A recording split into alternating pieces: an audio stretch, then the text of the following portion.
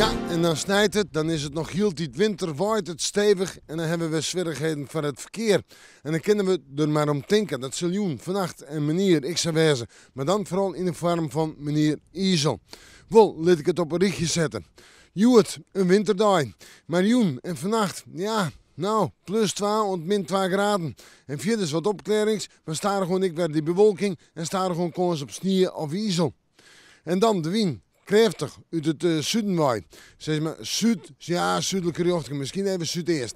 Dan terug naar morgen. We beginnen met de kans op wat sneeuw, rein, ijzel en dat gaat door in rein. Want de temperaturen die rennen flink op. Gaan morgenmiddag richting de 4 en 6 graden in de plus. En de wind, nou die zal krachtig wezen. En die komt wat meer uit het zuidwesten waai. Ja, dan is het dien met de winter. Heel dal. In de joentijd in de nacht, nou ja, opklarings. En dan hebben we in de nacht toch weer kans op wat glijden, zult ik van man niet te mooi, omdat het opvriezen kan. En dan nog het fruitsjoch. Manje, een temperatuur om bij de 6 graden heen. Hoe dat het droeg. In de joentijd in de nacht, ruimwetter. Tiesje en waasje, ik kan kwad wezen. Betiden ruim, een hudde onstwarmige wind, klinkende kleren de temperaturen richting 8 of 9 graden. We maken manje, maar weer even in het waasje.